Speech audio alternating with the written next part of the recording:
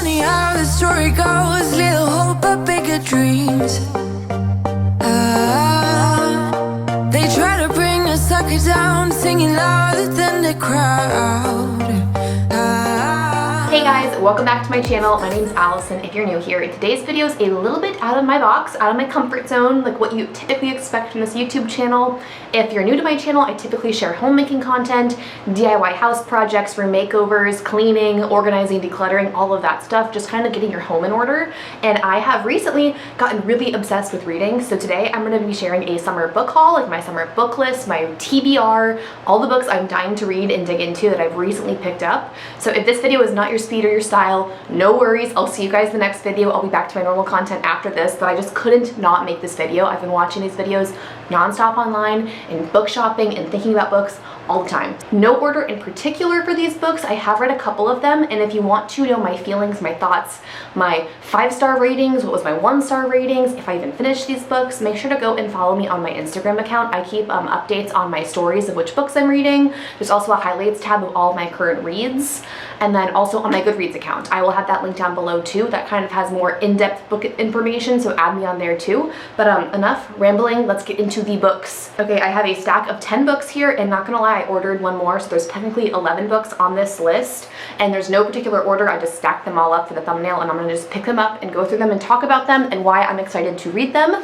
Okay, first book, I'm kind of late to the game on reading. I'm definitely trying to play catch up on all the popular reads right now, and this was on like everybody's list of you have to buy this, you have to read this, you just need to read this, and it's called Daisy Jones and the Six. And I think the gist of it is she's like an up-and-coming singer, gets matched with a band called The Six, they break up or something, and I've heard it's just insanely good and completely fiction-based. So there's not an actual band called Daisy Jones or The Six, but apparently a really good read. I don't know what to expect. Like, I'm assuming there's some romance in this or something, and then very like based in reality. I do love fantasy, so there's more picks from fantasy reads later, but this is pretty much based in like normal human world.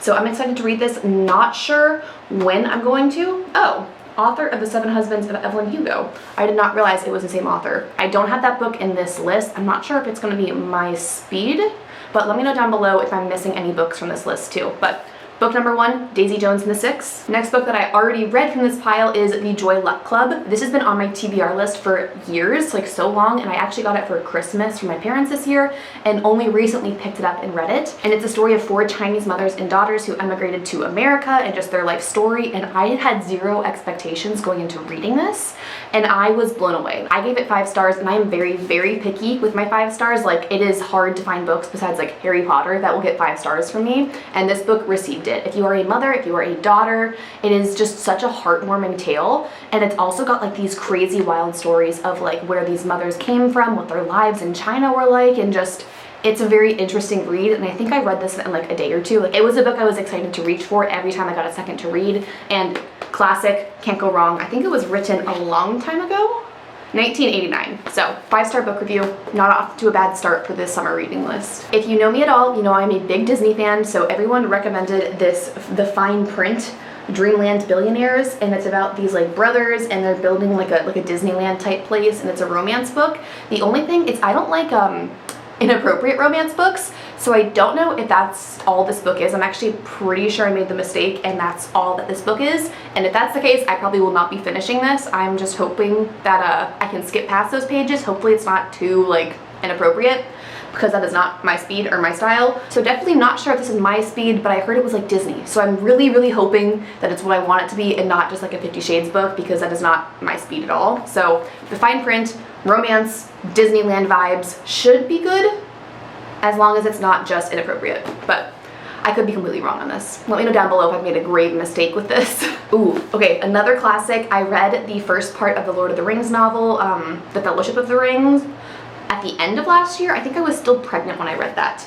But I have yet to get to the Two Towers, and it's time I do that because Christian is itching to watch the next movie with me, and I told him that I want to read the book before I watch the movie, and so this is very, very highly listed on my to-be-read list. Like, I really want to get through this, and I'm excited about it because I think the first book was a lot of setting up the story, introducing you to the world, the characters, the lore, and all of that, and I think this is going to be a lot more about more of the adventure rather than like setting up the plot, which I did enjoy the first book a lot. It was only a 4-star for me, which I know is kind of like blasphemy for J.R.R. Tolkien. But I have high hopes for this book. And now speaking of other popular books that I am very late to the game on, anything Colleen Hoover. Funny story, when I was first postpartum, like I just had baby girl, we were up all night long. I was holding her to sleep in the middle of the night, trying not to fall asleep myself. I would go onto the Kindle app on my phone and just read through previews of books. So I've read the first chapter of a couple of her books. I have not read the first chapter of this book, but like I said, I'm really into that like fantasy, thriller, mystery type novel. And I've heard this is like the creepiest of her books, so I'm excited to start with this one, see what it's about. I've also heard that her books can be a little bit spicy, and that's not my cup of tea, but I'm hoping it's just like 1 or 2 scenes that I can just flip the pages past. But if you are deep into the Colleen Hoover fandom, let me know. I know It Ends With Us is also really popular, but I think this one is more my speed because it's more like fantasy, well, less fantasy, but like creepy. And I like creepy thriller fantasy reads. So if you have any other recommendations from her or what book I should read next, if I enjoy this, let me know down in the comments. Okay, speaking of fantasy, one of you guys over on Instagram recommended that I pick up 6 of Crows, and so I listened. I actually went to Barnes & Noble and was perusing around there to find a book. There's just something about going to a bookstore, not knowing what you're gonna buy and just picking something out. Like a lot of these books, almost all of them came from Amazon because you just can't beat the price. But I knew I wanted to have the bookstore shopping experience, so I went to Barnes & Noble, perused around, remembered one of you guys had DM'd me about this series, and so I'm excited. It's a series. There's a second book called The Crooked Kingdom, and it's very fantasy-esque, which is right up my alley. I don't know, I'm excited to read this. I'm trying to pace myself though. You'll see what book series I'm like in the middle of right now, and I really like these series, and I have a tendency to just devour them and not think about anything else in my life while I'm doing that. And so I'm trying to spread these out and like put the other books in between my fantasy series, because I can definitely just sit in a room by myself for 5 days straight and just consume these. But I'm excited about this book, and then I think it's just 1 sequel. Maybe there's another one. It looks like there's also another series from this author called Shadow and Bone. So excited about this book. Another book everybody's talked about for years and I am late to getting on is Big Little Lies. This is another book where I read the first chapter in the middle of the night while I was holding my baby to sleep. But really intrigued. I know that this book is a mystery. Someone gets murdered and like the killer is also part of the story, but you don't know who either of them are till the end. I haven't watched the TV show. I think it's on HBO. Yeah, major HBO limited series. So maybe you can watch it after I read it, but I'm excited. Murder mystery, based in reality, not fantasy or anything, but I think something that will be really fun for me to like just devour. I'm also pretty sure it's gonna be really addicting and gonna be kind of like a, I wish I could read this in one sitting, but I have a baby now, so I can't do that anymore, so this will be good too. Okay, this is the fantasy book that I was talking about. I just finished reading this last night. It's A Court of Mist and Fury. This is book number 2 to A Court of Thorns and Roses. Now, the first book, I was like, I liked it, I enjoyed it, it was a good fantasy read. It wasn't like my all-time favorite. And then I got into this book and I was like, okay, where's the next one? And number 3 in this series is actually being shipped to my house tomorrow. So I could not wait. That's honorary book number 11 is A Court of something else, Silver Flames. There's another name for it, but number 3 is coming to the house soon. I just finished this book. It's a chunky read. It's like 600 pages, but I could not put it down. There are a couple like steamy scenes that I just skipped past. I think there were like 2 or 3 that are like 2 pages long, so you can just fast forward through them. I find that there's never like any plot to those scenes, so I don't feel like I ever miss any part of the book by skipping those, and I prefer to not read them. But the story in this, so good. I don't want to give away spoilers, but if you've read the series, I didn't like the twist they introduced in this book, and the whole book I was fighting it. I was hoping that the other thing was going to happen, if you know what I'm talking about, and by the end I finally succumbed, and I liked that the book almost challenged me in a way that like I wanted something else to be happening. Like a lot of books you can just see the ending and you're just like rooting for what happens. I was rooting for something different to happen in this book, and the author convinced me why that was okay, like to not happen. So if you've read the book, that makes sense. If it doesn't, it's like a good challenging read on character development,